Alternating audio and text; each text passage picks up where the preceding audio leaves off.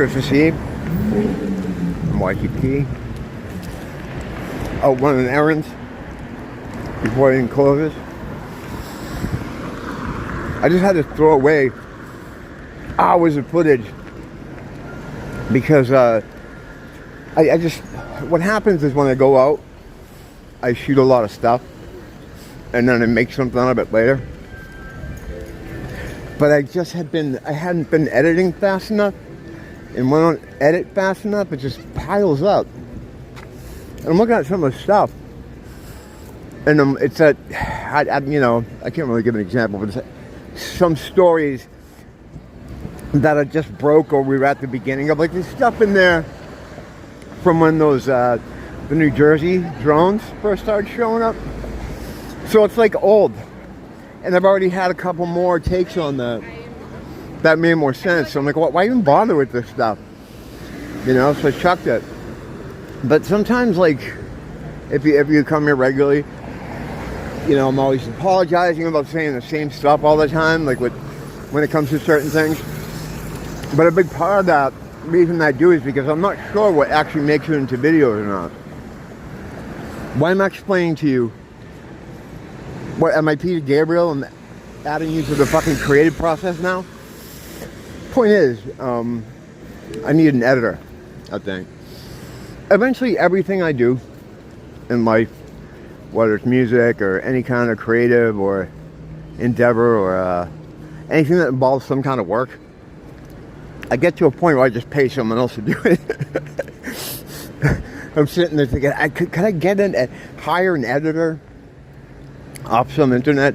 Fucking, I know they have these things you can hire people. But I'm thinking, like, they can't edit my stuff. Because it's so, like, I have such a, not like I'm like some unique, rare genius, but there's a certain way I do this stuff. Like, especially with adding other elements, whether it's some of the other guys chiming in. That stuff happens naturally. Like, I have a lot less control over that stuff, as you would probably imagine. Like, as I'm going along, they just things, again, who gives a shit? Let's fucking move on here. Yeah, speaking of moving on, this fucking thing, this New Jersey drone situation, they've taken, no, they've taken nothing. Yeah, they've taken, I'm going to start all over again, yeah. If I can. Let me just get past these people. Body interference. We are all just frequency. And sometimes when you run the radio antenna by, you pick up a lot of static at different, different radio stations come up on your thing, and then it's, that happens back, that was happening back there. Oh, God. I miss old Waikiki. I miss it, man. It was so much better pre-COVID. Am I going to do that again? Am I going to go through that again? Am I going to use this? Is this usable? No, this is just going to go on the pile of shit that I can't use. Wow, what's going on over here? It's a restaurant, I think. I know, it's definitely one. I don't know, it's a lot of people waiting. I'm glad they changed the color of this place. It was painted like this mango orange. It looked like a Mexican place. Now that shit you can get away with, like, south of the border or on the U.S. mainland. All sort of bright colors, like the sort of Santa Fe cut type of, whatever you call it. Mexico-American type of color palette, that it's fine there, but it doesn't fit here. And they had that building fucking painted an egregious color. It was like a beacon coming up the street. It was an eyesore. And one thing me and Nia noticed is, like, probably had nothing to do with it, but when they painted that garish color, it was dead. Like, we never saw people there again. And we used to joke, like, yeah, the color fucking ruined it for them. Then they repainted it into something more palatable that's not fucking crazy looking, because I was crazy looking, and now it's fucking crowded again. You just saw it back there, all those people. Yeah, you know I'm going to this place. I have to go in this place. It's like Ross. Yeah, I never walk by Ross without going in. There's certain things that have to happen in this world that are unavoidable. This is one of them. There's a black guy that works in the Korean store now, which is really unusual. But he's cool. He's an older guy. So, of course, when he's working, he's got to play music. But instead of it being hip-hop music about dicks, which is redundant because it's all about dicks, that music, and fucking, it's gross. It's like soul kind of R&B kind of music, like that older black guy goes into. I can deal with that stuff. And he's normal. Like, he's just like a normal guy. So it's cool. He's cool. I can handle people like that. You know, but people like that are becoming less and less. It's more like the turbo activated golem situation where they're fucking just ready to fucking destroy. You know, I don't understand. Well, I do understand that's magic. It's fucking Kabbalist magic. You know, an activation of the golems. They're fucking, it's a Kabbalist fucking bullshit idea. Well, it's an old Yiddish folklore thing where they would have these giants made out of clay. And what they would do is they'd do the bidding for their masters, whatever that happened to be. Usually something that takes physical exertion because they ain't fucking doing that. But, so, the golems have been activated.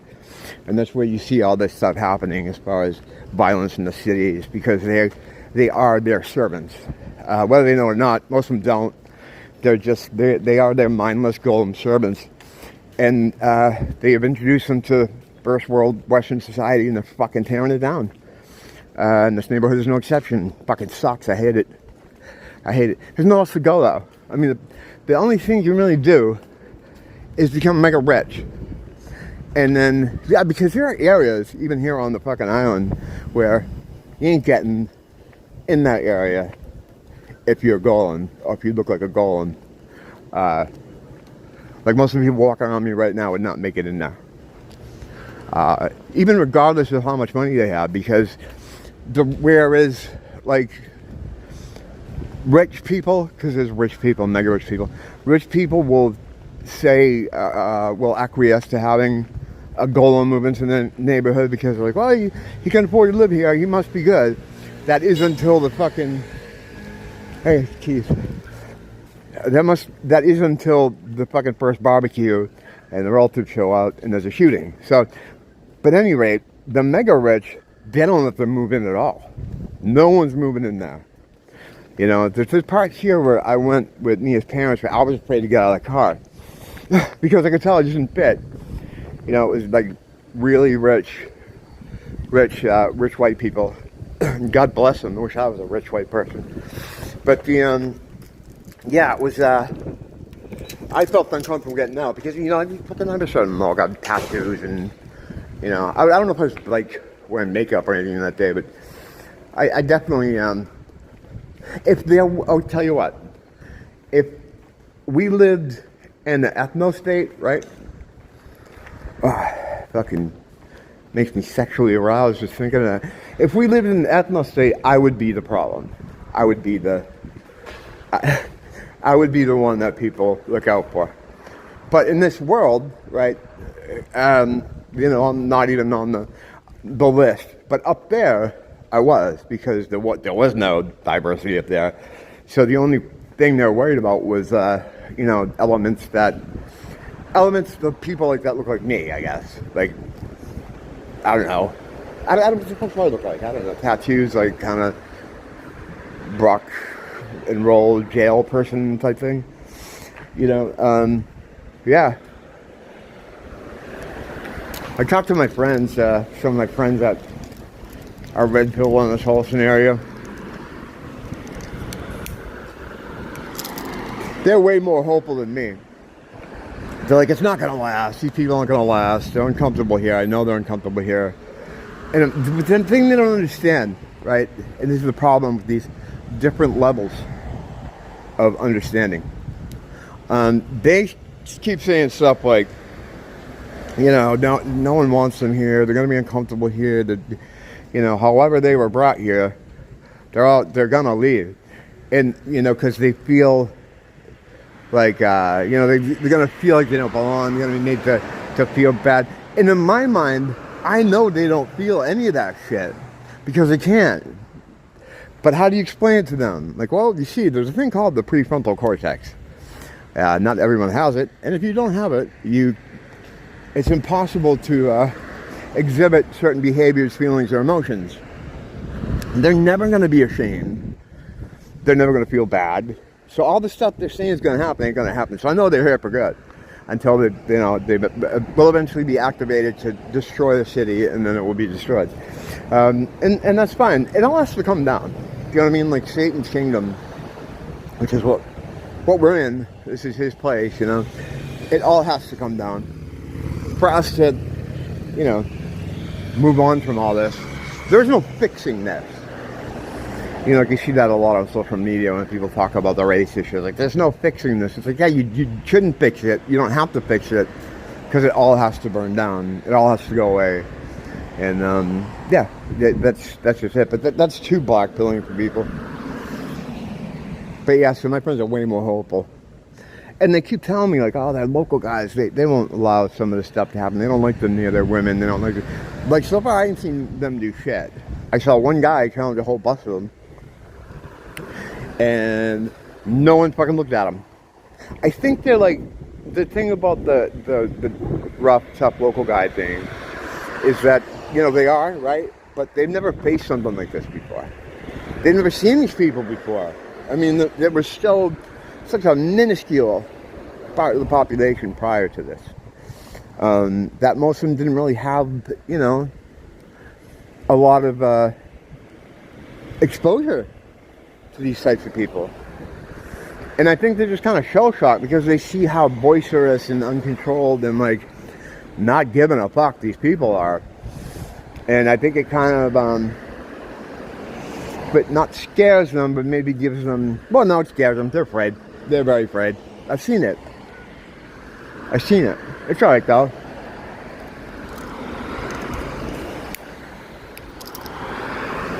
I'm less afraid of these local people because I lived on the mainland most of my life. So, I've been around them. I know the situation. I worked it all up. By the time I was in my 30s, the end of my 30s, I finally gave up on trying to be like, no, we can all live together. The more I learned, the more deep dives I took. What really was the brain and all the researchers that went there in the 19th century and 20th century. I went there to study why they were so different, basically. And the discoveries they made were, not anything that our masters, our farmers, want you to know. And indeed, these researchers that came back were stripped of all their accreditation. There was a Nobel Prize winner, and they took his Nobel Prize away. They didn't make anything up. They were just bringing back facts about what was happening there and what they found studying the people. And you got to remember that those people are the same people we have here. Like I was showing you that thing the other day, that our ancestral tribe, and I don't know why they call it that because it's not from the past, it's happening right now, where it shows them living like cavemen in rags, fighting over bones and stuff. That's the same people. The only reason they're in the Western environment here, and they've been raised in a Western environment, so they're not fighting over bones. But if these same people, okay, that are in your neighborhood right now, probably terrorizing it, we're not here, we're born and raised in that part of the world like these people were, they would be doing the exact same thing. That's what they'd be doing. Fighting over bones and fucking caveman rags and the occasional like fucking Nike t-shirt that got in from the missionaries who were probably eaten Yeah, they're the same people. That's the baseline. That's the baseline. You know, they're no different. They're not more advanced. They only seem more advanced because they grew up around Western people and Western ideas, and they copy. And that's exactly what's going on. It's a copy. It's not something that's happening inside them. Like I saw this one dude that was talking. Like, this goes back to the prefrontal cortex thing and not being able to have things like shame and empathy. There's this one kid who these reporters were talking to. There was a homeless guy that got burned to death. And the kid was like, oh yeah, it's too bad that old man got burned. That's sad. That's sad. Meanwhile, he's the one that did it. He doesn't really feel bad for him, but he's copying empathy that he's seen other people do. It's fucking spooky. It's spooky. If you know what you're looking at, that fucking clip is, you know, pretty scary. Because it's like, holy shit, you got these people, you know, they're all around you, you know? It's just that people don't understand all this stuff. They think it's bad. They don't know how bad it really is, you know? It doesn't take much to activate a person like that. And once they're activated, fuck, you know? You better board up your windows. Doesn't matter when I'm talking, there's always people behind me. Whenever I come over here to do anything, they just work in the background, don't know what they're doing. Fucking say, hi, officer.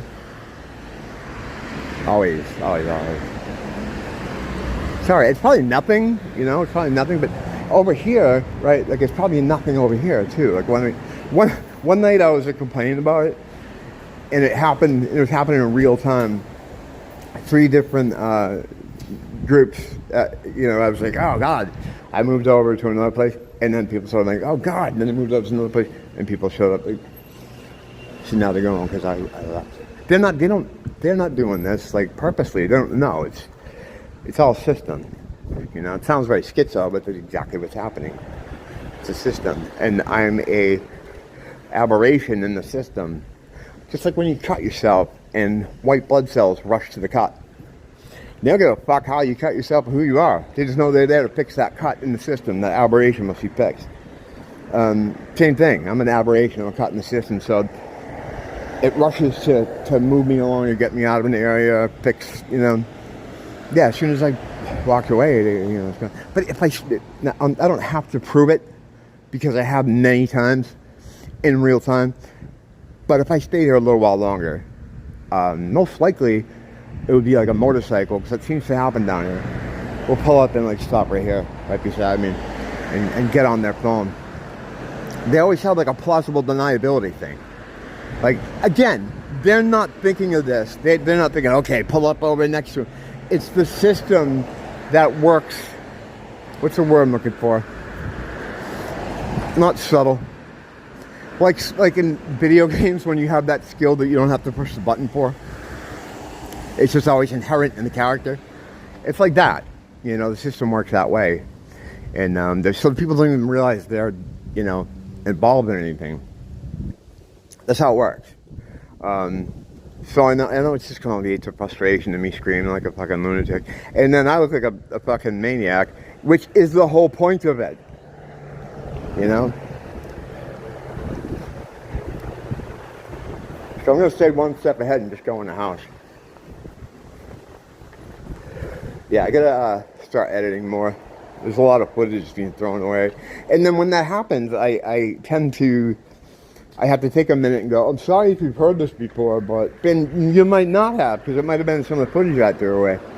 Everything's a nightmare.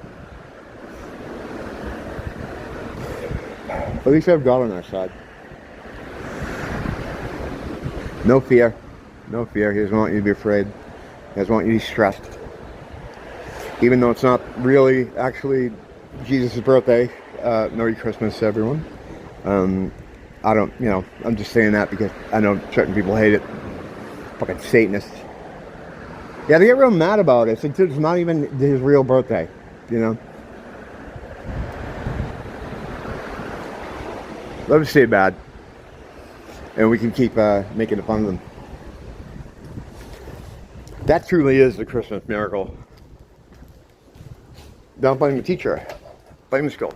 Little lizard. Come on, guy. Yeah, sometimes you get lizards and geckos in these back stairs. I used to get them in the house all the time, now I don't. It was real sad one day. I found a dead one, a dead gecko. It looks like the Geico gecko. And he was frozen because it was a cold night and he's by my door. Oh God. That was sad.